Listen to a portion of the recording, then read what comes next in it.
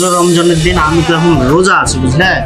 আমি চেষ্টা করছি যে আমার রোজা গেলে যেন সহি সালামতে সবকিছু ঠিক হয়ে যায় বুঝলে।